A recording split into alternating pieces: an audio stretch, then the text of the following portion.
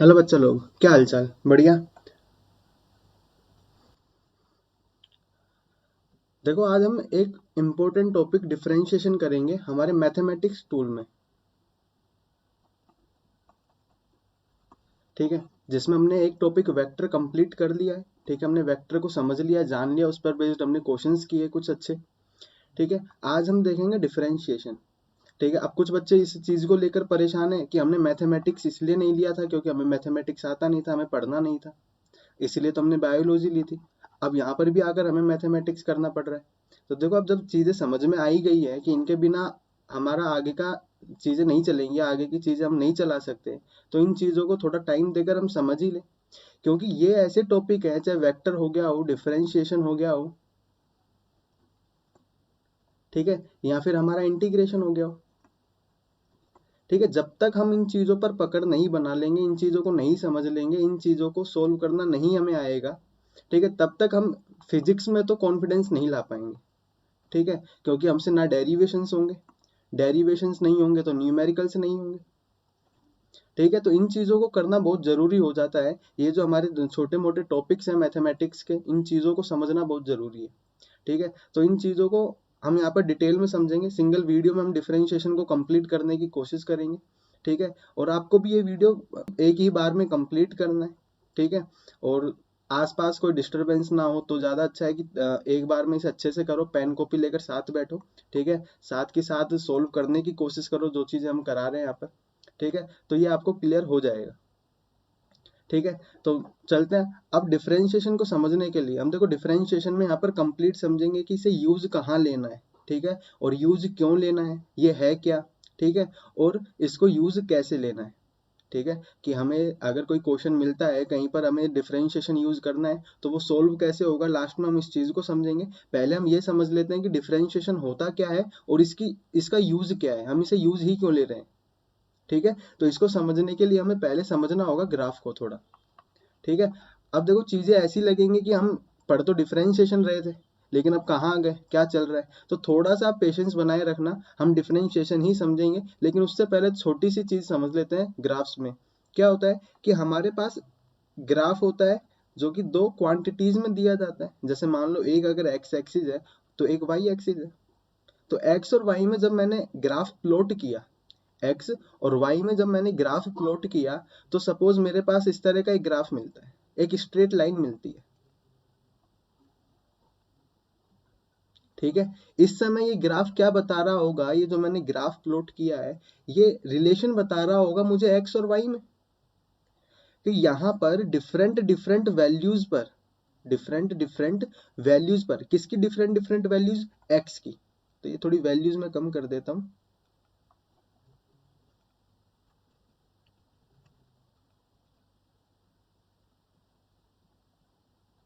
ठीक है, एक्स की डिफरेंट डिफरेंट वैल्यूज पर, जैसे मान लो ये x1 है, ये x2 है, ये x3 है, और ये x4 है।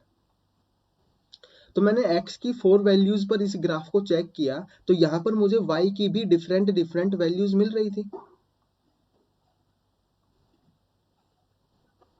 ठीक है, तो यही ग्राफ हमें रिलेशन बताता है कि यहाँ जो क्वांटिटी है उसमें और यहाँ जो क्वांटिटी है उसमें क्या रिलेशन होगा। जैसे अगर मैं वेलोसिटी टाइम ग्राफ अगर ले लेता हूँ, वेलोसिटी और टाइम ग्राफ, अगर यहाँ पर टाइम है तो यहाँ मैंने वेलोसिटी ले लिया किसी भी ऑब्जेक्ट के लिए। जैसे कोई कार है वो ट्रेवल कर रही है, तो उसके लिए मैं अगर ग्राफ बनाता हूँ, उसकी वेलोसिटी और टाइम में अगर मैं ग्राफ बनाता हूँ, सपोज अगर वो इस तरह का मुझे ग्राफ मिलता है, तो ये ग्राफ किसको रिप्रेजेंट कर रहा होगा, एक्सेलरेशन को रिप्रेजेंट कर रहा होगा। अब यहाँ पर ये डिफरेंट डिफरेंट टाइम पर, मैंने अलग अलग टाइम पर ये रीडिंग नोट की, तो यहाँ पे मुझे डिफरेंट डिफरेंट वेलोसिटी मिल रही है। ठीक है, जो कि होंगी यहाँ पर ये v1 v2 v3, तो यही हमारा ग्राफ होता है। तो यहाँ से हमें समझ क्या आता है, यहाँ से हमें ये समझ में आता है कि हमें डिफरेंट डिफरेंट वैल्यूज पर डिफरेंट डिफरेंट वैल्यूज मिल रही हैं वाई की। ठीक है, तो इससे होगा क्या, इससे ये होगा अगर मैं एक्स में कुछ चेंज करूंगा तो वाई में भी कुछ चेंज हो रहा है। अगर मैंने x में मान लो ये वैल्यूज, मैंने x की अगर मैं यहाँ पर वैल्यूज रख देता हूँ, सपोज ये 1 है, ये 2 है, ये 3 है और ये 4 है, और यहाँ पर मैं y के लिए वैल्यूज रख देता हूँ 2 4 6 8 और ये हमारा ओरिजिन 0। तो मैंने जब x इज इक्वल टू 1 के लिए y की वैल्यू देखी तो वो मुझे 2 मिल रही थी, 2 मिल रही थी। और जब मैंने x इज इक्वल टू 2 के लिए y की वैल्यू देखा तो ये मुझे 4 मिल रही है। मतलब जब मैंने x को 1 से इंक्रीज किया, जब मैंने x को 1 से इंक्रीज किया तो y मेरा +2 से इंक्रीज हो गया। नेक्स्ट अगेन जब मैंने x को 1 से इंक्रीज किया तो y मेरा आगे फिर से 2 से इंक्रीज हुआ। तो इस ग्राफ में मुझे समझ में आ रहा है कि जैसे ही मैंने x में कुछ चेंज किया तो y में भी कुछ चेंजेस मिल रहे हैं। तो यहां से हम उन चेंजेस को पता लगा सकते हैं, यही रिलेशन हमें पता चल रहा है, हाँ है ना। तो इसमें जब हम x में कुछ चेंज कर रहे हैं तो y में क्या चेंजेस होगा, इस चीज को हम ग्राफ से समझ सकते हैं और उसको हम बोलते हैं स्लोप। ठीक है, स्लोप भी हमारा इसी चीज को डिफाइन करता है कि हमने x में क्या चेंज किया जिससे y में चेंज मिला। मतलब x में जब हमने कुछ चेंज किया तो y में हमारा क्या चेंज हुआ, इस चीज को ही स्लोप हमारा बता रहा होता है। स्लोप है क्या, स्लोप को अगर हम फील लें, थोड़ा समझे इसे, अगर हम ऐसे ना देके कोई टर्म ना समझे, एक बेसिक सी अगर अंडरस्टैंडिंग हम समझे कि मान लो मेरे पास ये 3 ग्राफ है, 3 सिचुएशन में ले लेता हूं। एक मैं लेता हूं x की तरफ, मतलब मैंने इस ग्राफ को ज्यादातर x की तरफ क्या कर दिया है, डेविएट कर दिया है, मोड़ दिया है। दूसरा मैं ले लेता हूं मिड में, ये मान लो 45 डिग्री का एंगल है।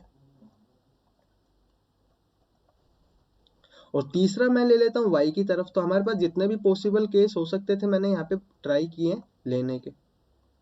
ठीक है, तो हमने एक्स वाई में जब ग्राफ बनाया तो ये 3 तरह के केस मुझे मिल सकते थे कि कुछ ग्राफ वाई की तरफ डेविएट होंगे, कुछ सेंट्रिक होंगे, बीच में होंगे, दोनों से इक्वल डिस्टेंस पर होंगे, और कुछ हमें एक्स की तरफ मिल सकते थे। तो इससे समझ में क्या आया, जब कोई ग्राफ एक्स की तरफ ज्यादा झुका हुआ होगा तो स्लोप क्या बता रहा है उस ग्राफ का, उस लाइन का, क्योंकि हमें यहाँ पर एक स्ट्रेट लाइन मिल रही है, तो उस स्ट्रेट लाइन के झुकाव को ही वो हमें बता रहा है स्लोप। ठीक है, स्लोप क्या होता है, उस लाइन का जो हमें ग्राफ मिल रहा है उसका झुकाव ही वो हमें बताता है एक्स एक्सिस से, हॉरिजॉन्टल लाइन से उसका क्या झुकाव होगा। तो हम ये कह सकते हैं कि वो यहाँ थीटा से कुछ रिलेट कर रहा होगा इस एंगल से, क्योंकि एंगल भी तो एक्स एक्सिस से ही बना रहा होगा, हॉरिजॉन्टल एक्सिस से। तो वही हमारा स्लोप होता है। तो स्लोप को हम टेन थीटा से भी रिप्रेजेंट करते हैं। अगर हमें एंगल दिया हुआ है तो हम किसी भी ग्राफ का, किसी भी लाइन का हम क्या बता सकते हैं, स्लोप बता सकते हैं। वो क्या होगा, टेन थीटा होगा। लेकिन इस स्लोप से हमें कैसे पता चलेगा, तो देखो कि जब ग्राफ अगर हमारा एक्स एक्सिस की तरफ झुका हुआ है तो मैंने यहाँ पर दो डेटा लिए, दो वैल्यूज ली एक्स के लिए। मान लो ये x1 लिया और ये y1 लिया, x2 सॉरी। जब मैंने x में कुछ चेंज किया तो देखो y में मुझे कितना चेंज देखने को मिलेगा। ठीक है, स्केल से नहीं बना रहा हूं तो थोड़ा समझना। तो देखो मुझे y में बहुत कम चेंज देखने को मिला जब ग्राफ हमारा x की तरफ झुका हुआ है तो। लेकिन जब ये ग्राफ दोनों से इक्वल डिस्टेंस पर था, अगर हम तब x में सेम चेंज करें, सेम चेंजेस कर रहे हैं मान लो, ठीक है, तो y में हमें क्या चेंज देखने को मिलेगा, तो देखो y में इस बार थोड़ा ज्यादा चेंज हमें देखने को मिल रहा है। ठीक है, तो y में हमें थोड़ा ज्यादा चेंज देखने को मिल रहा है एज कंपेयर टू फर्स्ट वाली सिचुएशन। ठीक है, और जब हमारा ग्राफ y की तरफ ज्यादा डेविएट है, तब अगर हम इक्वल डिस्प्लेसमेंट ले x के लिए, अगर हम सेम चेंज करें x में, तो हमें अब क्या देखने को मिलता है कि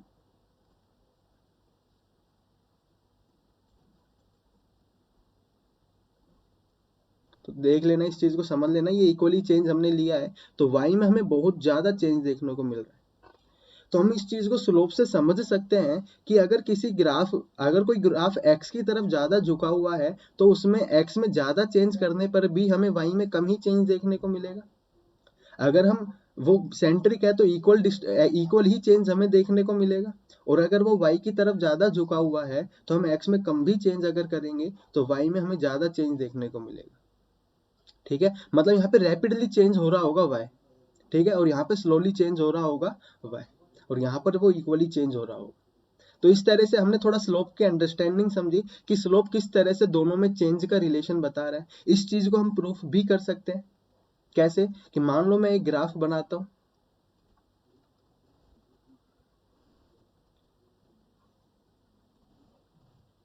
एक्स और वाई में ही मैंने ग्राफ बनाया है, ठीक है। और इस बार अगेन मैं एक स्ट्रेट लाइन ही ले लेता हूँ। अगर मान लो मुझे 2 पॉइंट ए और बी के लिए स्लोप चाहिए, ए और बी के लिए मुझे स्लोप चाहिए, तो देखो किस तरह से वो मुझे मिलेगा।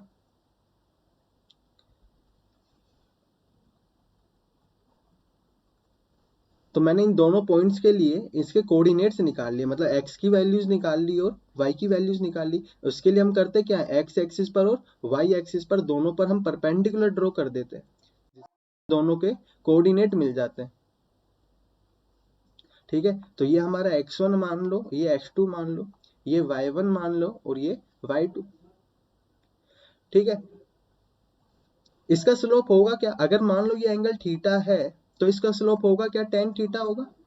अगर ये एक्स एक्सिस के साथ थीटा एंगल पर झुकी हुई है, क्योंकि स्लोप क्या बताता है, उसका झुकाव ही तो बता रहा है। अगर हम नाम को भी अगर समझें तो स्लोप झुकाव ही तो वो उस चीज का दिखा रहा है, तो वो टेन थीटा होता है। अगर उसने हॉरिजॉन्टल एक्सिस से थीटा एंगल बनाया है तो एंगल विद हॉरिजॉन्टल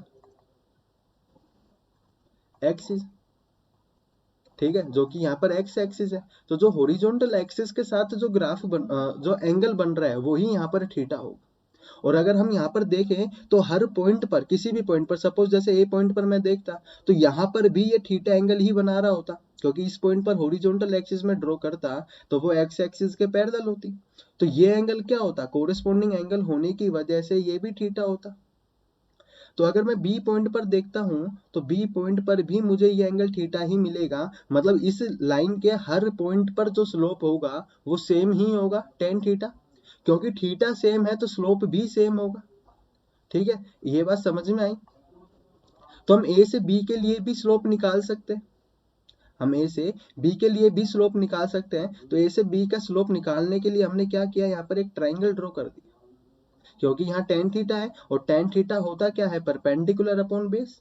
और परपेंडिकुलर और बेस अगर हमें चाहिए तो उसके लिए हमें राइट एंगल ट्राइंगल तो बनाना पड़ेगा। तो हमारा यहाँ पर एक right angle triangle A B C ये बन गया, क्लियर है। अब अगर ये एंगल थीटा है तो थीटा एंगल के लिए परपेंडिकुलर ये होगा, बेस ये होगा, क्लियर है। तो परपेंडिकुलर की वैल्यू हम निकाल सकते हैं जो कि ये होगी, और ये है क्या, अगर ये टोटल लेंथ y2 है और ये वाली लेंथ y1 है तो ये इस लेंथ को मैं क्या बोल सकता हूँ, y2 माइनस y1। इसी तरह से अगर ये टोटल लेंथ x2 है और ये वाली लेंथ x1 है तो मैं इस लेंथ को x2 माइनस x1 बोल सकता हूँ। तो यहां से बेस तो मेरा मिला x2 माइनस x1 और परपेंडिकुलर मुझे मिला y2 माइनस y1। तो जब मैंने ये वैल्यू यहाँ पर रखी तो ये y2 minus y1 upon x2 minus x1, जो कि क्या बता रहा है, ये y में चेंज को बता रहा है और ये x में चेंज को बता रहा है, जिसे हम क्या भी लिख सकते हैं, del y over del x, हाँ या ना। ठीक है, यहां तक चीजें समझ में आ गई होगी, क्योंकि स्लोप टेन थीटा है, यहाँ पर हर पॉइंट पर अगर हम देखें तो स्लोप सेम ही होगा। क्यों होगा, क्योंकि हॉरिजॉन्टल एक्सिस के साथ वो थीटा एंगल ही बना रही हैं, ठीक है। तो टेन थीटा को हम परपेंडिकुलर अपॉन बेस भी लिख सकते हैं। तो हमने दो पॉइंट के लिए जिसके बीच का मुझे स्लोप चाहिए था, इसके लिए क्योंकि ये एक स्ट्रेट लाइन है तो इस पर सभी पॉइंट पर स्लोप क्या होगा, सेम होगा, ठीक है। तो मैंने ए बी के लिए स्लोप निकाला तो उसके लिए मुझे एक राइट एंगल ट्राइंगल बनाना पड़ा, और थीटा एंगल के लिए मैंने परपेंडिकुलर और बेस दोनों की वैल्यू निकाल ली, जो कि y2 minus Y one upon x2 minus x1 आया। तो ये y2 minus Y one del y को रिप्रेजेंट कर रहा है, जो कि बता रहा होगा डेल क्या होता है, डेल्टा, जिसे हम डेल्टा बोलते हैं, और ये डेल्टा बताता है चेंज को, ठीक है। यहाँ पर भी ये x में चेंज को दिखा रहा है। तो जब भी del y del t del x कुछ भी आप देखो, सपोज डेल t आपको देखने को मिलता है तो डेल बता रहा होगा चेंज इन t, तो हम कहेंगे final t minus initial t, या फिर t2 माइनस t1। तो डेल आपको समझ में आ गया होगा क्या होता है, ठीक है। तो ये del Y over del X हुआ। अब देखो del Y over del X को मैं क्या बोल सकता हूँ, del Y over del X को मैं क्या बोल सकता हूँ, हम इसे बोल सकते हैं rate of change of y with respect to, अगर यहाँ नहीं दिख रहा है तो मैं यहाँ लिख देता हूँ विद रिस्पेक्ट टू x, कि ये del Y over del X क्या बता रहा है कि जब हम एक्स में कुछ चेंज कर रहे हैं तो वाई में हमें क्या चेंजेस देखने को मिल रहा है। ठीक है, तो विद रिस्पेक्ट टू एक्स अगर हम लिखते हैं, जैसे अगर मैं ये बोलता हूं कि एक्सीलरेशन क्या होता है, तो change in velocity, vector quantity तो सिर्फ वेलोसिटी है ना, डेल्टा थोड़ी है, तो ये del V over del T. तो यहां पर ये बताता है rate of change in velocity with respect to time क्या होता है, एक्सीलरेशन होता है। तो जब भी इस तरह की चीज हमें देखने को मिलती है तो इसे हम रेट ही तो बोलते हैं, rate of change in y v with respect to t. तो यहां पर भी rate of change in y with respect to x. ठीक है, तो ये रेट ऑफ चेंज है और रेट ऑफ चेंज को ही हम क्या बोलते हैं, स्लोप बोलते हैं। तो स्लोप की बात समझ में आई कि ये टेन थीटा होता है, जिससे हम स्लोप को बोलते क्या है, झुकाव बोलते हैं, जो कि हेल्प करता है हमें एक्स और वाई में रिलेशन बताने में कि हम एक्स को अगर चेंज करेंगे तो वाई में चेंजेस किस तरह का हमें देखने को मिलेगा। अगर वो स्ट्रेट लाइन है तो स्लोप कैसा होगा, सेम होगा, कांस्टेंट होगा, सभी जगह पर सेम ही स्लोप हमें देखने को मिलेगा। यहाँ तक ये बहुत बेसिक हमने बात समझी है। ठीक है, बिल्कुल भी हमें पेशेंस नहीं खोना है कि हम पता नहीं क्या समझने लग रहे हैं। बहुत अगर आपको चीजें लग भी रही होंगी कि हमें आती हैं तो बहुत अच्छी बात है, लेकिन यहाँ पे हमें छोड़ना नहीं है, चीजों को बेसिक बनाने की कोशिश कर रहा हूँ। यहाँ से कंसेप्ट पकड़ कर चलेंगे, ठीक है, और सीधा डेरिवेशन पर पहुंचेंगे, बहुत क्लियरली हम चीजों को समझेंगे। ठीक है, तो ये समझ में आया कि स्लोप होता क्या है हमारा, rate of change of del y. अगर मान लो ये अभी तक तो हमने एक स्ट्रेट मतलब एक कांस्टेंट एक स्ट्रेट लाइन हमने ली जिसमें क्या था, कांस्टेंट स्लोप हमें मिल रहा था। लेकिन अगर इस बार ग्राफ हमें कुछ इस तरह का देखने को मिलता कि वेलोसिटी टाइम ग्राफ ही मैं देख लेता हूँ एक बार, कि अगर मैं वेलोसिटी और टाइम ग्राफ लेता हूँ तो इस बार हमें वेलोसिटी टाइम ग्राफ में स्ट्रेट लाइन ना मिलकर कुछ इस तरह का ग्राफ हमें देखने को मिलता है कि पहले तो वेलोसिटी कम इंक्रीज कर रही थी, देन रैपिडली इंक्रीज कर गई। हो सकता है इस तरह का भी ग्राफ हमें देखने को मिल सकता है कि पहले तो रैपिडली इंक्रीज किया लेकिन फिर धीरे धीरे डाउनफॉल शुरू हो गया। ठीक है, तो हमें किसी भी तरह का ग्राफ मिल सकता है, लेकिन यहां पर क्या होगा, स्लोप कांस्टेंट नहीं होगा। यहां पर हर पॉइंट पर स्लोप क्या होगा, अलग होगा। तो इस तरह के ग्राफ के स्लोप को हम कैसे रिप्रेजेंट करेंगे, उस चीज को पहले ग्राफिकली समझ लेते हैं। देखो हम बोल रहे थे अगर हमें किसी भी पॉइंट पर किसी भी पॉइंट पर अगर मुझे स्लोप चाहिए, किसी भी पॉइंट पर स्लोप चाहिए तो हम उसका एंगल देखते हैं हॉरिजॉन्टल एक्सिस से। तो अगर मान लो मुझे इस पॉइंट पर क्या चाहिए, स्लोप चाहिए, तो मुझे इसका एंगल देखना होगा हॉरिजॉन्टल एक्सिस से। तो उसके लिए मुझे क्या करना पड़ेगा, इस पर एक टेंजेंट ड्रॉ करनी पड़ेगी। ठीक है, और वो टेंजेंट जो एक्स एक्सिस के साथ एंगल बना रही होगी या हॉरिजॉन्टल एक्सिस के साथ जो एंगल बना रही होगी वो ही मेरा स्लोप रिप्रेजेंट कर रही होगी। सपोज ए पॉइंट के लिए हमारा स्लोप है tan θ1। ए पॉइंट पर जो मैंने टेंजेंट ड्रॉ की वो θ1 एंगल ड्रॉ कर रही है। अगर मैं इस किसी पॉइंट बी के लिए टेंजेंट ड्रॉ करता हूं तो सपोज वो एंगल θ2 ड्रॉ करती है, किस पर, एक्स एक्सिस पर या फिर हॉरिजॉन्टल एक्सिस पर। और अगर मैं किसी पॉइंट सी पर टेंजेंट ड्रॉ करता हूं तो वो हमारा कुछ इस तरह का एंगल बना रही होगी जो कि होगा θ3। मतलब हमें हर पॉइंट पर क्या मिलेगा, डिफरेंट डिफरेंट स्लोप्स देखने को मिलेंगे। और क्योंकि जब स्लोप कांस्टेंट नहीं है तो रेट ऑफ चेंज हम निकाल नहीं पाएंगे। कैसे नहीं निकाल पाएंगे, इसे हम एक्स वाई में ही देख लेते हैं। ये मान लो एक्स एक्सिस और ये वाई एक्सिस। सपोज मैं इसी ग्राफ को लेता हूं, ठीक है, हम यहाँ पर दो पॉइंट के बीच में स्लोप निकालने की कोशिश करते हैं, मान लो ए और बी के बीच में। सेम कंसेप्ट फॉलो करते हैं कि हमने दोनों के कोऑर्डिनेट्स निकाल लिए, ये x1 है ये x2 होगा, इनके रिस्पेक्टिवली जो y की वैल्यू होगी वो भी हम निकाल लेते हैं। ये y1 होगा ये y2 होगा। क्लियर है, यहां तक कोई दिक्कत नहीं होना चाहिए। देखो जब मैं ए बी के बीच में स्लोप निकालने लग रहा हूं तो यहां पर क्या मुझे कांस्टेंट स्लोप मिलेगा, यहाँ मुझे अगर स्ट्रेट लाइन मिलती तो मैं ये कह सकता था कि जो ए बी के लिए स्लोप आएगा वो हर पॉइंट पर सेम होगा। लेकिन यहाँ तो जो ग्राफ है वो थोड़ा स्टीप है, थोड़ा झुका हुआ है, किसकी तरफ, एक्स एक्सिस की तरफ। तो मतलब कि यहाँ पर तो हर पॉइंट पर स्लोप क्या होगा, डिफरेंट डिफरेंट होगा। तो जिससे कि मुझे यहाँ पर एक स्ट्रेट लाइन मिल जाए, मैं इस बी को थोड़ा पास ले जाने की कोशिश करूंगा, तो ए बी का जो डिस्टेंस है मैं उसको कम करने की कोशिश करूंगा। तो जैसे ही मैं बी कम करना चाहूंगा, देखो बी मैंने कम किया तो अभी भी मुझे नहीं मिल रहा है, तो मैं बी को कम करता हुआ चला गया और एक सिचुएशन ऐसी आई जब वो ए और बी बहुत ही ज्यादा क्लोज है, एक दूसरे के बहुत ज्यादा क्लोज है। ठीक है, तो ये बहुत ज्यादा क्लोज होने की वजह से, चाहे कर्व अगर हम जैसे सर्किल में भी बोलते हैं, सर्किल में भी अगर मैं इन दो पॉइंट के बीच का बहुत छोटा छोटा अगर मैं डिस्टेंस लूं, तो एक जो सर्किल होता है वो भी देखो स्ट्रेट लाइन से ही मिलकर बना हुआ होता है। ठीक है, तो बहुत छोटी स्ट्रेट लाइंस होती हैं, तो अगर मैं वो बहुत मिनिमम वाला डिस्टेंस अगर कंसिडर कर लेता हूं ना, तो मुझे कहीं ना कहीं एक स्ट्रेट लाइन मिल जाएगी।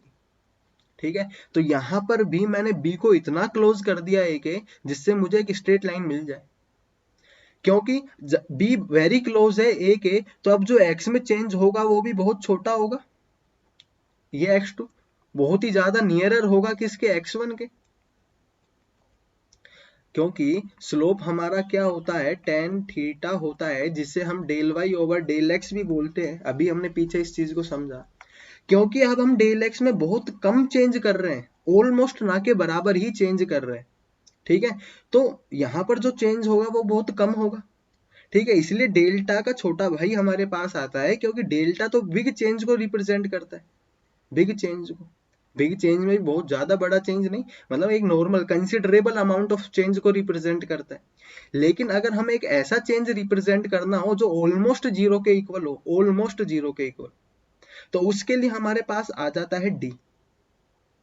ठीक है, तो डी एक्स बता रहा होगा small change in x, small change in x, कौन बता रहा होगा, डी को। तो अगर हम x में बहुत कम चेंजेस करने लग रहे हैं, तो y में भी बहुत कम चेंजेस होंगे, तो y भी क्या हो जाएगा, dy हो जाएगा। ठीक है, हमने किया क्या यहाँ पर, डेल x को बहुत ही बहुत छोटा कर दिया, ऑलमोस्ट जीरो, इसे हम बोलते हैं del x tends to zero, मतलब x में जो चेंज है वो ऑलमोस्ट जीरो होना चाहता है। ठीक है, नियर जीरो मतलब जीरो होने भी नहीं दिया और जीरो से दूर जाने भी नहीं दिया। ठीक है, तो 0.0001 का ऑलमोस्ट इतना चेंज हम बात कर रहे हैं, ये बहुत ही ज्यादा वेरी क्लोज है, क्योंकि देखो ये कर्व फिगर है यहाँ पर, और कर्व फिगर है तो यहाँ पर हमें स्ट्रेट लाइन नहीं मिलेगी, कहीं ना कहीं उनमें स्लोप में डिफरेंस आ जाएगा। तो मुझे स्ट्रेट लाइन मिल जाए, इसलिए मैंने दोनों पॉइंट बहुत ज्यादा नजदीक ले लिए। तो मैंने जो डेल एक्स में, डेल एक्स क्या बता रहा होगा, चेंज इन एक्स, तो वो हमने बहुत कम कर दिया है। देखो अब यहाँ पे बिल्कुल ऑलमोस्ट ना के बराबर हमने लिया।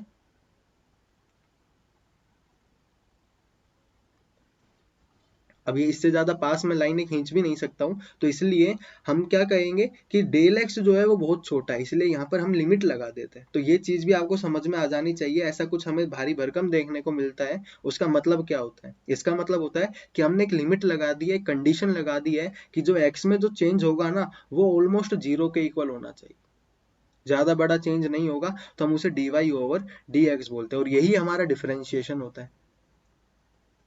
तो समझ में आ गया कि ये dy ओवर dx आता कहां से, तो ये बता क्या रहा होगा, ये rate of change of y with respect to x ही बता रहा होगा कि नहीं। अगर मान लो हम एक्सीलरेशन को बोलते हैं, देखो एवरेज एक्सीलरेशन जब होता है तो वो del v over del t होता है, change in velocity with respect to time. तो यहां पर तो हम बड़ा चेंजेस ले सकते हैं, ठीक है, क्योंकि हम एवरेज की बात कर रहे हैं। लेकिन अगर हम इंस्टेंटेनियस एक्सीलरेशन की बात करें, तो यहां पर हम क्या करते हैं, जो टाइम में जो डिफरेंस है, टाइम में जो चेंज है, हम उसको बहुत छोटा कर देते हैं, या फिर इस चीज को मैं ऐसे लिख सकता हूं कि हम जो डेल टी है उसको ऑलमोस्ट जीरो के बराबर कर देते हैं, ये हमने लिमिट लगा दी। तो इससे हुआ क्या कि ये डेल हमारा किस में कन्वर्ट हो गया, डी में कन्वर्ट हो गया, तो इससे वेलोसिटी में भी जो चेंज होगा वो बहुत कम ही होगा, डीवी।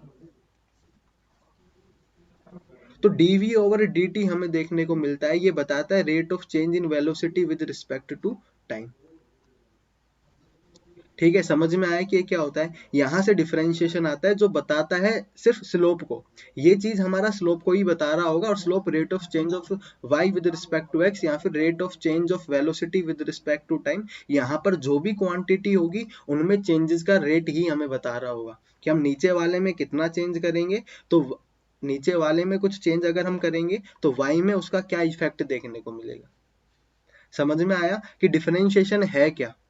क्यों? क्योंकि हमें जब हम वेलोसिटी टाइम ग्राफ देखते हैं, या फिर डिस्प्लेसमेंट टाइम ग्राफ देखते हैं, या फिर वर्क और टाइम का ग्राफ देखते हैं, ठीक है, टाइम और वर्क का अगर हम ग्राफ देखते हैं, तो जरूरी नहीं हमें एक स्ट्रेट लाइन मिले। तो हमको जब इनका स्लोप चाहिएगा, ठीक है, तो उसके लिए हम क्या करते हैं, डिफरेंशिएशन यूज करते हैं। तो डिफरेंशिएशन को हम एल्जेब्रिकली भी सोल्व कर सकते हैं। ठीक है, यहाँ पर तो हम चीजें ग्राफिकली सोल्व करने लग रहे थे, टेन थीटा निकाल रहे हैं और इस तरह से, तो इन्हें एल्जेब्रिकली भी हम सोल्व कर सकते हैं। तो यहाँ तक की जो चीजें हमने समझी उसमें हमें ये तो समझ में आ गया कि डिफरेंशिएशन होता क्या है। कि डिफरेंशिएशन सिर्फ हमारा जब हम इस एक्सिस में कुछ चेंज कर रहे हैं तो यहाँ हमें क्या चेंजेस देखने को मिल रहा है उसमें ही रिलेशन बता रहा है, रिलेशन बताने का काम कर रहा है, जिसे हम बोल सकते हैं रेट ऑफ चेंज। ये सिर्फ रेट ऑफ चेंज बताने का काम करता है। क्लियर है? ये पॉजिटिव भी हो सकता है और नेगेटिव भी हो सकता है। अगर ग्राफ कैसा जा रहा है, ऊपर की तरफ जा रहा है, तो ये पॉजिटिव होगा। अगर डाउनवर्ड आ रहा है तो ये नेगेटिव होगा। देखो, ऊपर जाने का मतलब है कि वाई बढ़ रहा है। अगर ग्राफ सपोज इस तरह से आ रहा होता तो इसका क्या मतलब होता, इस तरफ, इसका मतलब होता कि जब टी पहले, मतलब जब टी पहले की बात अगर हम करें तो जो हमारा वर्क था वो ज्यादा था, अब कम हो गया है, तो हमारा यहाँ पर क्या हुआ, नेगेटिव ग्राफ हमें देखने को मिला।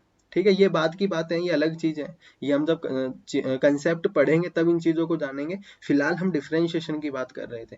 तो डिफरेंशिएशन हमें समझ में आ गया होता क्या है, कहाँ ये यूज होगा, ये भी हमें पता चल गया कि जब हमारे पास इरेगुलर ग्राफ हमें मिलेगा, जब हमें कांस्टेंट ग्राफ नहीं मिलेगा तो हमें डिफरेंशिएशन की हेल्प लेनी पड़ेगी। क्योंकि मैं यहाँ पे वर्क और टाइम की बात कर रहा हूँ तो ये बता रहा होगा rate of work, rate of doing work is हमारा क्या होता है, पावर।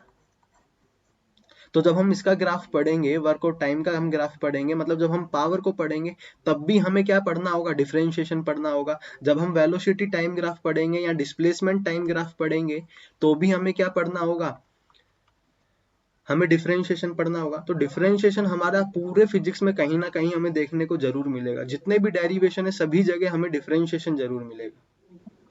ठीक है, अब आगे की चीजें चलते हैं कि अब डिफरेंशिएशन पर बेस्ड जो क्वेश्चन होंगे उनको हम किस तरह से करेंगे। तो रूल्स है हमारे पास डिफरेंशिएशन के लिए, डिफरेंशिएशन रूल्स। ठीक है, जो कि अगर हम मैथमेटिक्स हमारे पास होते हैं, जो मैथ्स के स्टूडेंट्स हैं उनको पता है, उनके लिए हम ये फॉर्मूलाज ड्राइव भी कर सकते हैं। लेकिन हमारा इतना रोल नहीं है, हमें सिर्फ चीजें समझनी है और हमारे सिलेबस के हिसाब से हमें जानना है। तो फिजिक्स में इतना ज्यादा यूज नहीं है कि हम उनके डिराइव भी करें हम इन फॉर्मूलाज को, सीधा इन रूल्स को हम याद कर लेंगे। ठीक है, और याद करने में भी दिक्कत नहीं आएगी, ज्यादा रूल नहीं है। समझते हैं किस तरह से ये रूल्स है। ठीक है, देखो सबसे पहले अगर मैं डिफरेंशिएशन देखता हूँ किसी भी कांस्टेंट टर्म का, ये सी हमारा क्या होगा, कोई भी कांस्टेंट टर्म है। कांस्टेंट टर्म क्या होगी, हो सकती है, अभी हम इस चीज को आगे देखेंगे। तो किसी कांस्टेंट टर्म का जब हम डिफरेंशिएशन करेंगे तो वो जीरो होगा। हाँ, किसी भी कांस्टेंट टर्म का हमने डिफरेंशिएशन किया तो वो क्या होगा, जीरो होगा। जैसे मान लो अगर मुझे 5 का डिफरेंशिएशन करना है विद रिस्पेक्ट टू टाइम तो वो जीरो होगा। अगर मुझे डिफरेंशिएशन करना है 5 का ही विद रिस्पेक्ट टू एक्स तो भी ये जीरो होगा। ये तो किसी के भी रिस्पेक्ट में क्या होंगी, कांस्टेंट होंगी। लेकिन एक और चीज यहाँ पर हम समझते हैं कि वेरिएबल और कांस्टेंट को हम कैसे डिसाइड करेंगे कि वो वेरिएबल है या कांस्टेंट है। सपोज मैं यहाँ पर लिख देता हूँ डी ओवर डी एक्स और मैं यहाँ पर टी स्क्वायर लिख देता हूँ, तो क्या यहाँ पर टी वेरिएबल है, नहीं है। कि हम वेरिएबल का जो डिफाइन करेंगे ना कि वेरिएबल है या नहीं है, वो हमारा ये नीचे वाले वेरिएबल डिसाइड करेगा। कि यहाँ पर अगर x है तो इसे ऊपर भी x ही चाहिए वेरिएबल के लिए, वरना इसको x के अलावा सभी क्या लगेंगे, कांस्टेंट लगेंगे। तो टी स्क्वायर यहाँ पे क्या होगा, कांस्टेंट होगा जिसका डिफरेंशिएशन जीरो होगा। क्लियर है? तो किसी भी कांस्टेंट टर्म का डिफरेंशिएशन क्या होगा, जीरो होगा। ये पहला रूल हमारे पास बनता है। दूसरे रूल की हम बात करें, डिफरेंशिएशन देख लेते हैं किसी x की पावर n का। अब वेरिएबल आ गया, देखो यहाँ पर x है तो यहाँ पर भी x है, t होता तो यहाँ t की पावर n होनी चाहिए थी। पावर n का मतलब x की पावर 1 भी हो सकता है तो सिर्फ dx हो सकता है, 2 भी हो सकता है, 3 भी हो सकता है, तो हमने एक पावर ले ली n। तो इस तरह का अगर हमें देखने को मिलता है तो इसका डिफरेंशिएशन क्या होगा। देखो यहाँ से हम अगर इस चीज को ध्यान से समझेंगे तो हमें बाद में और कुछ चेन रूल वगैरह याद नहीं करने पड़ेंगे, इजी हो जाएंगी चीजें करना, किसी भी डिफरेंशिएशन में हमें दिक्कत नहीं आएगी। तो देखो यहाँ पे पहले डिफरेंशिएशन होगा n का। कैसे? n बाहर आया और x की पावर n-1 हम कर देंगे। क्या किया कि x के ऊपर जो भी पावर है ना उसको तो हमने बाहर निकाल लिया और मल्टीप्लाई कर दिया x की पावर n-1 से, जो भी पावर थी उसमें से हमने -1 कर दिया। ऐसा समझ लो एक हमने बाहर निकाल लिया था इसलिए यहाँ पे -1 कर दिया। क्लियर है? अब ये किया, लेकिन ये वाला जो डिफरेंशिएशन हुआ है ना, ये जो वैल्यू आई है ये सिर्फ और सिर्फ इस पावर की वजह से आई है, n की वजह से। ठीक है, तो इसका क्या मतलब है कि अब ये जो x बच गया है ना इसका भी हमें डिफरेंशिएशन करना पड़ेगा dx ओवर dx। ये हैबिट में डाल लो चीज, चाहे ये 1 हो जाएगा। देखो आगे अगर मैं नेक्स्ट स्टेप में जाऊंगा ना तो x की पावर n-1 तो ये 1 हो जाएगा, dx ओवर dx 1 हो जाएगा। लेकिन ये हैबिट में डाल लो। अगर तुम्हें क्वेश्चन देखने को मिलता है, पहले मैं एक सिंपल क्वेश्चन करा देता हूं। सपोज d ओवर dx हमें चाहिए एक्स स्क्वायर का।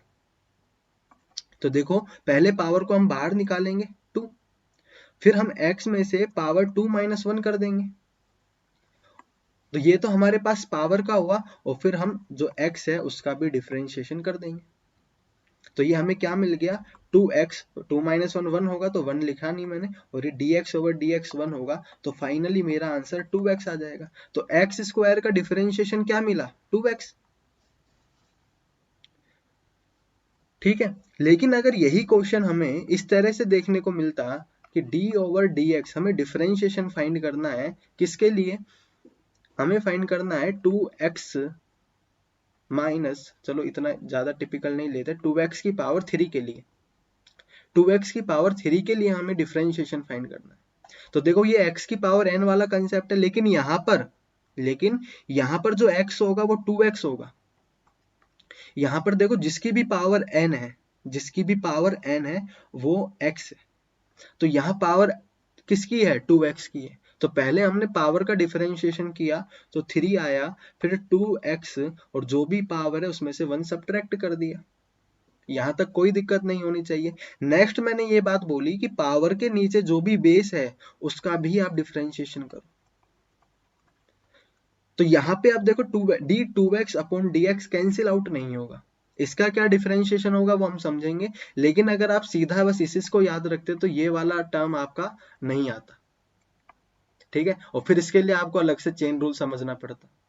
ठीक है, यही चेन रूल है कि यहाँ पर डिफरेंशिएशन कंटिन्यू रहता है। ठीक है, अब यहाँ पर 2x का डिफरेंशिएशन समझना है तो इसके लिए आता है रूल नंबर 3। ये क्या होगा, d ओवर dx, अगर कोई कांस्टेंट टर्म मल्टीप्लाई है किसी वेरिएबल से, अगर किसी वेरिएबल से कोई कांस्टेंट टर्म मल्टीप्लाई में है तो उसका डिफरेंशिएशन क्या होगा, कांस्टेंट टर्म को बाहर निकाल दो। ठीक है, और डिफरेंशिएशन कर दो उस वेरिएबल टर्म का। तो x की पावर n का तो डिफरेंशिएशन हमें आता है n x की power n-1 dx over dx। इसमें कोई दिक्कत नहीं होनी चाहिए। तो अगर इस डिफरेंशिएशन को मैं थोड़ा और आगे चलाता हूं तो देखो इसको सोल्व कर लेते हैं। 3 2 जा 6 होगा क्या, नहीं होगा, क्योंकि इसके ऊपर पावर है 2x की पावर 2। और देखो d2x का क्या होगा, यहाँ पर 2 कांस्टेंट टर्म है तो 2 को बाहर निकाल लिया। अब dx ओवर dx हो जाएगा, तो इसकी वैल्यू तो 1 हो गई। तो देखो 2 मल्टीप्लाई बाय 3 6 और 2x की पावर 2। इसे सोल्व कर सकते हैं या फिर इतना भी छोड़ सकते हैं, कोई दिक्कत नहीं। तो 6 4x स्क्वायर 24x, ये मेरा फाइनल आंसर। समझ में आया कि मैं ये क्या बताने की कोशिश कर रहा हूँ कि जो जिसके ऊपर भी पावर है उसको छोड़ना नहीं है। ये dx ओवर dx वाली टर्म लेकर ही चलो। ठीक है, जैसे यहाँ पर मैंने लिखा है।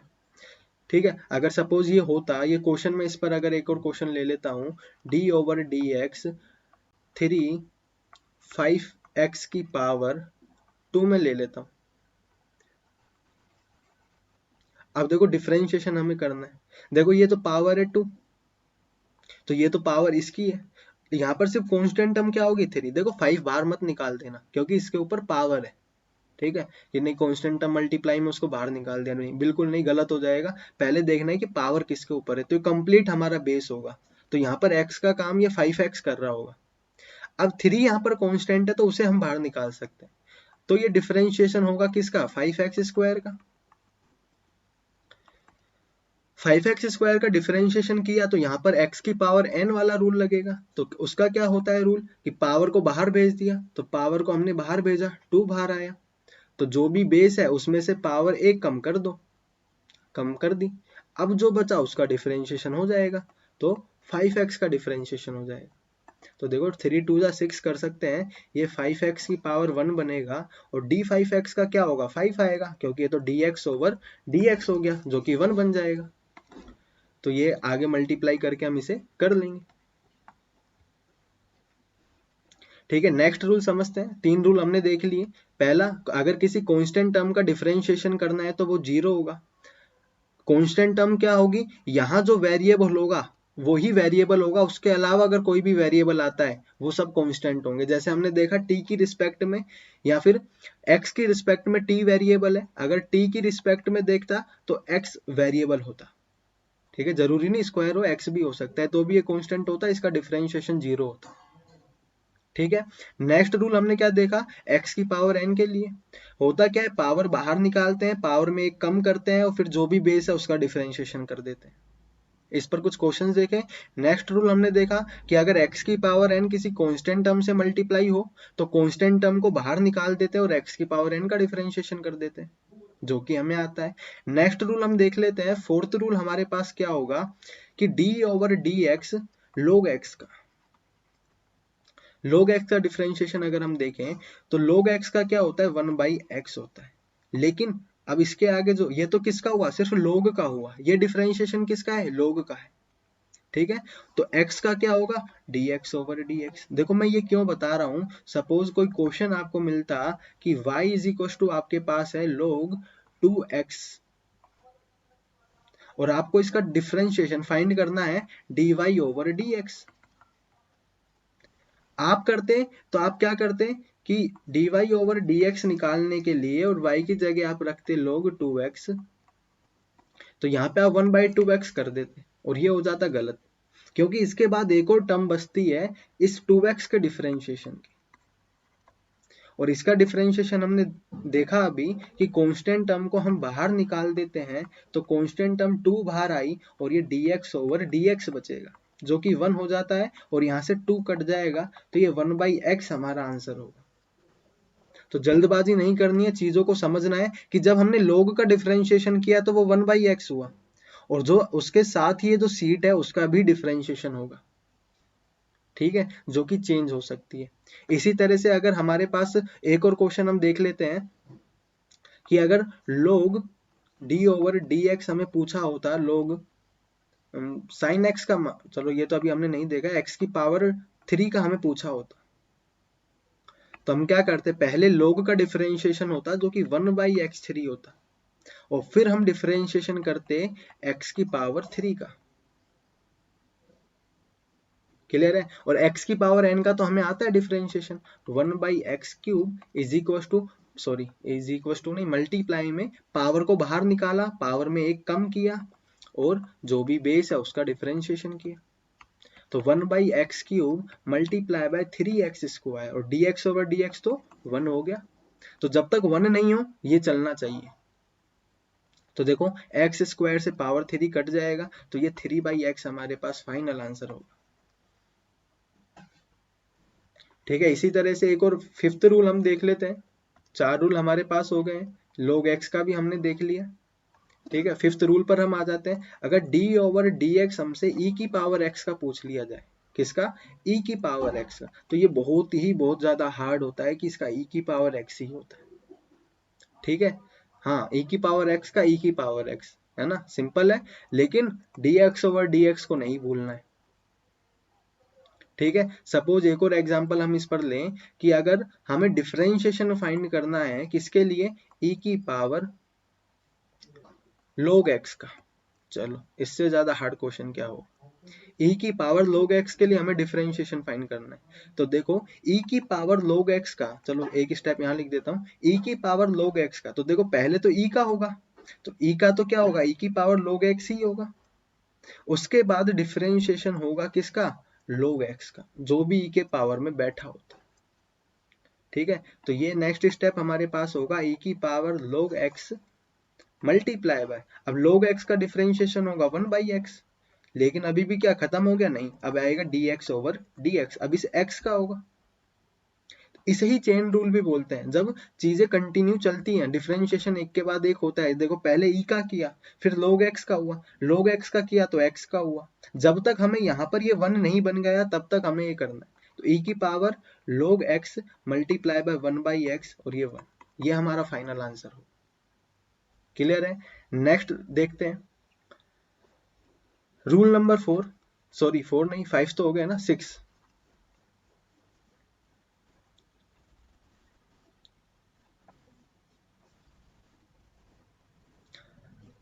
अगर हमें डिफरेंशिएशन, अगर मान लो कोई भी ट्रिग्नोमेट्रिक फंक्शन का पूछ लिया जाए, जैसे अगर हमसे पूछ लिया जाता है साइन एक्स का, साइन एक्स का डिफरेंशिएशन क्या होगा, कोस एक्स। लेकिन क्या सिर्फ इतने से काम चलेगा, बिल्कुल नहीं चलेगा, dx ओवर dx को आना पड़ेगा।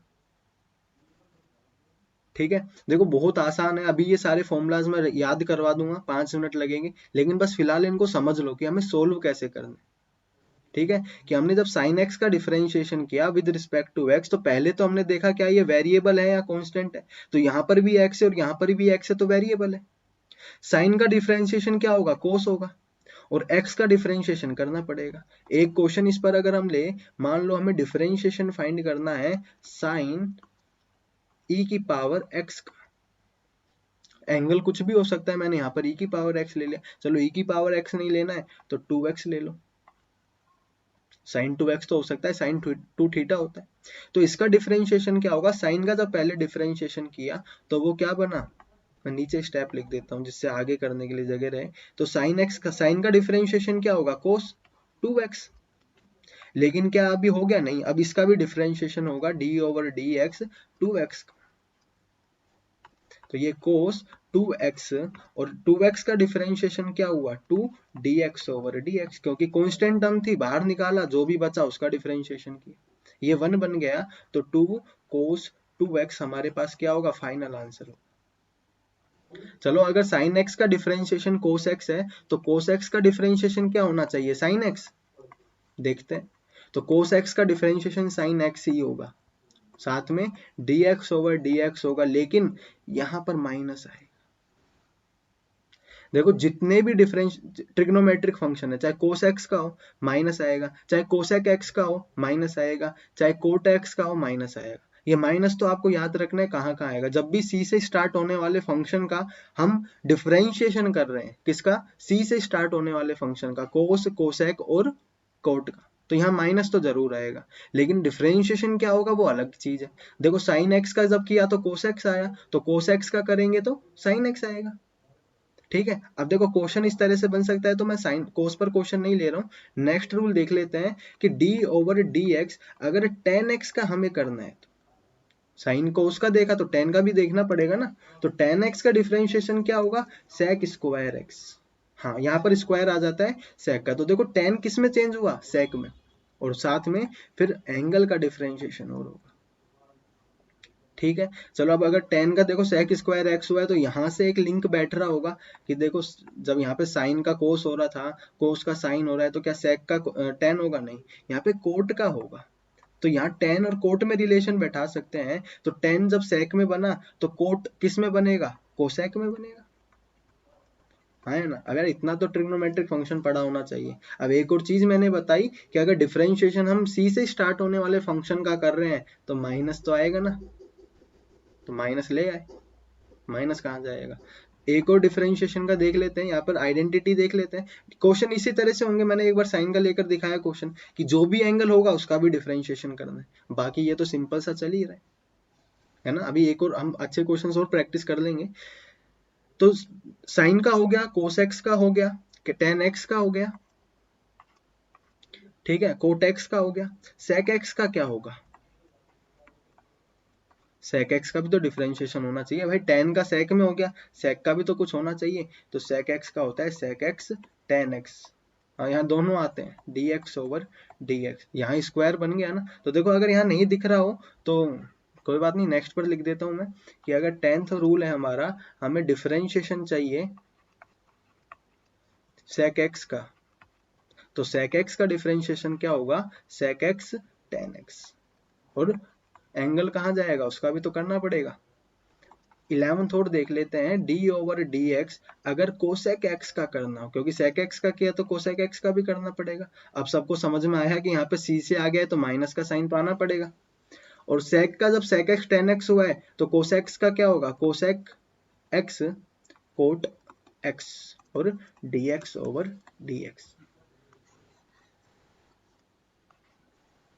ठीक है, तो मैक्सिमम आइडेंटिटीज आपको याद हो गई होंगी कि कोसेक एक्स का, जब भी आप देखो ये करोगे ना तो पेयर में याद आइडेंटिटी करना, ये याद हो जाएंगे। ट्रिग्नोमेट्रिक फंक्शन की आइडेंटिटी सबसे ज्यादा सिंपल है डिफरेंशिएशन में। देखो साइन एक्स का कोस एक्स होगा, कोस एक्स का साइन एक्स होगा, लेकिन सी वाला है तो माइनस भी आएगा। टेन एक्स का सेक स्क्वायर एक्स होगा, कोट एक्स का कोसेक स्क्वायर एक्स होगा, लेकिन सी से है तो माइनस होगा। सेक एक्स का सेक एक्स टेन एक्स होगा, कोसेक एक्स का कोसेक एक्स कोट एक्स होगा, लेकिन माइनस का है तो सॉरी सी से है तो माइनस का साइन आएगा। बाकी e की पावर x का e की पावर x रहेगा, log x का 1/x होगा। ठीक है, x की पावर n का n, x की power n minus 1 dx over dx होगा। देखो dx ओवर dx तो होगा ही होगा। ठीक है, तो यहाँ पर हमारे पास डिफरेंशिएशन का ये बनता है।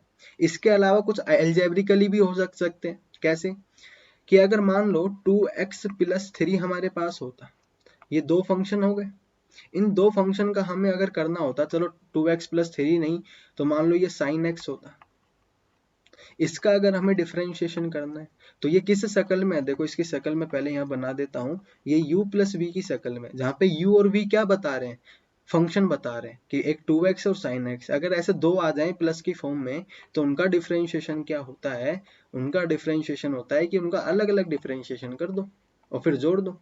पहले u का कर दो, फिर v का कर दो और दोनों को जोड़ दो। तो यहाँ पे हम डिफरेंशिएशन कर देंगे 2x का प्लस फिर डिफरेंशिएशन हम कर देंगे sin x का, और दोनों का ही डिफरेंशिएशन हमें आता है 2x का 2 dx ओवर dx 1 बन जाएगा, प्लस sin x का क्या हो जाएगा cos x हो जाएगा, और dx ओवर dx 1 हो जाएगा। तो ये 2 प्लस cos x बनेगा। अगर यही d over dx u minus v में होता तो यहाँ पे माइनस आ जाता।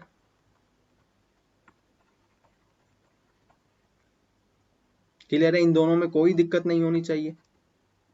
चलो प्लस माइनस में देख लिया, अगर मल्टीप्लाई में ऐसे फंक्शन आ जाए तो मतलब कि अगर सेम ही क्वेश्चन हम उठा लें D over d x 2x multiply by हम साइन x का अगर देखना चाहें तो, है ना, तो इसका डिफरेंशिएशन क्या होगा। तो देखो इसका डिफरेंशिएशन थोड़ा सा ट्रिकी होता है। देखो कैसे कि u को बाहर रखो, क्योंकि देखो मल्टीप्लाई में है तो मल्टीप्लाई में तो चीजें रहनी चाहिए। एक बार u को बाहर रख दो और v का डिफरेंशिएशन कर दो, क्योंकि मल्टीप्लाई है तो प्लस होगा, क्योंकि मल्टीप्लाई है तो प्लस होगा। अब u को बाहर रखा था तो अब झूला झूलने की बारी किसकी है, u की है। पहले u बाहर बैठा था, है ना, ऐसा होता था ना, पहले एक झूला झूलने वाला एक धक्का देता था तो एक बैठता था। तो पहले अगर v बैठा था, u ने धक्का दिया था, तो अब v धक्का देगा और u बैठेगा। और क्योंकि मल्टीप्लीकेशन है तो यहाँ पर प्लस होगा। तो इसका क्वेश्चन हम देख लेते हैं। ये 2x sin x का हमें करना था, तो एक बार 2x को बाहर बैठाया तो डिफरेंशिएशन किया sin x का, प्लस अब sin x को बाहर बैठाएंगे तो डिफरेंशिएशन होगा किसका, 2x का। तो देखो 2x sin x का डिफरेंशिएशन होगा cos x, और x का डिफरेंशिएशन dx ओवर dx 1 हो जाएगा, प्लस sin x 2x का डिफरेंशिएशन कांस्टेंट 2 बाहर निकाला, dx ओवर dx 1 हो जाएगा। तो ये 2x cos x plus 2 sin x 1, ये हमारे पास फाइनल आंसर। तो इस तरह से अगर दो फंक्शन मल्टीप्लाई की फॉर्म में भी हैं तो हम उनको इजीली कर सकते हैं डिफरेंशिएट। ठीक है, नेक्स्ट क्वेश्चन देख, नेक्स्ट आइडेंटिटी देख लेते हैं। लास्ट आइडेंटिटी है कि प्लस देखा, माइनस देखा, मल्टीप्लाई देखा, डिवाइड भी तो देखना पड़ेगा ना, ये कहाँ जाएगा, फिर आ जाएगा, फिर कहोगे कि ये नहीं कराया। तो d over d x u by v की फॉर्म में, अब इसका क्या करते हैं, देखो पहले तो जो डिवाइड में है ना उसका स्क्वायर करो, पहले तो जो डिवाइड में है उसका स्क्वायर कर दो और बैठा दो। अब v को देखो, जो डिवाइड में होता है ना, यहाँ चीज है क्योंकि यहाँ माइनस का साइन आएगा, तो किसमें से क्या माइनस हो रहा है, इसलिए पोजीशन मैटर करेगी। तो पहले जो डिवाइड में है ना उसको बाहर रखो, पहले जो डिवाइड में है उसको बाहर रखो और बचे हुए का डिफरेंशिएशन कर दो। इस बार जो बाहर बैठा था उसे अंदर भगा दो और जो अंदर बैठा था उसका डिफरेंशिएशन कर दो। तो यहाँ पोजीशन मैटर करेगी, क्योंकि देखो अगर ये वाली टर्म यहाँ चली जाएगी तो उल्टा हो जाएगा, है ना। तो जो डिवाइड में है उसको बाहर बैठाओ पहले, जो डिवाइड में है उसको बाहर बैठाओ पहले, बचे हुए का डिफरेंशिएशन करो। माइनस, क्योंकि मल्टीप्लाई था तो प्लस आ रहा था, डिवाइड है तो माइनस आएगा। इस तरह से लॉजिक बैठा सकते हो। और ये u है तो dv ओवर dx रूल है, याद करना पड़ेगा, ठीक है। प्रूफ नहीं कर सकते यहाँ पे। तो v का u ओवर v का डिफरेंशिएशन अगर हमें करना है तो नीचे वाली टर्म का स्क्वायर करा, उसको बाहर बैठाया, दूसरी का डिफरेंशिएशन किया, माइनस अब जो बाहर बैठा था उसका डिफरेंशिएशन किया और जो बैठा था उसे बाहर बैठा दिया। क्लियर है। इस तरह का क्वेश्चन एक और देख लेते हैं, d ओवर dx हमें करना है। सपोज हम देख लेते हैं 3/x का ही देख लेते हैं, यह भी शायद आंसर भी आया था किसी का।